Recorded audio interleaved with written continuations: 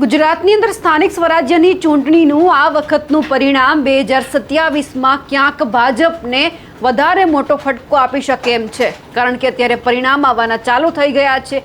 જે જગ્યા ઉપર કોંગ્રેસ છે અત્યાર સુધી ભારતીય જનતા પાર્ટીને ફાઇટ આપતી હતી, હવે એ જગ્યા છે આમ આદમી પાર્ટી આપણને લેતા નજરે પડશે, કારણ કે ઘણી બધી બેઠક ઉપર આમ આદમી પાર્ટી છે એમણે જીત મેળવી છે। વાત કરવી છે ગોંડલની। ગોંડલ જિલ્લા પંચાયત અને તાલુકા પંચાયતની 3 બેઠક પર આમ આદમી પાર્ટીએ જીત મેળવી છે અને આ બધાની વચ્ચે જીતનો શ્રેય છે એ ક્યાંક જિગીશા પટેલને જાય છે।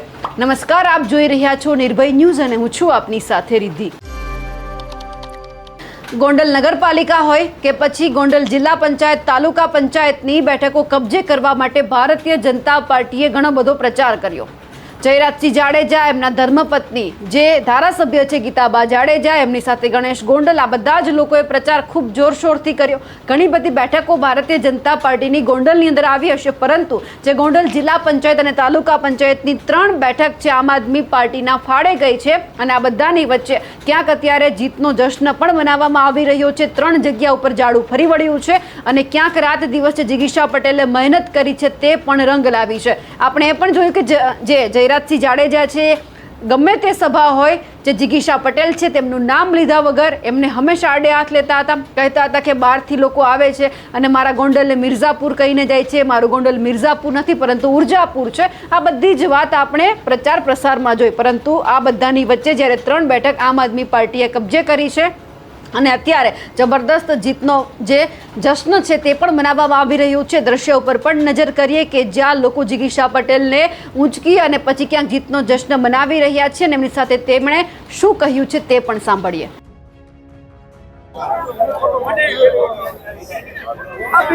આજે મોવિયા તાલુકા પંચાયત 1 અને મોવિયા જિલ્લા પંચાયત ભવ્ય વિજય સાથે અમારા બંને ઉમેદવારો તમારી સામે છે। એકવાર જોરદાર તાળીઓના ગડગડાટથી એને વધાવો। વંદે માતરમ, વંદે માતરમ। સાથે સાથે જિંદાબાદ। સાથે સાથે ગોંડલની જનતાનો ફરીથી આભાર માનવા માંગુ છું કે અમારા ખોડામાં ફરી બે સીટો અમારા ખોડામાં નાખી છે।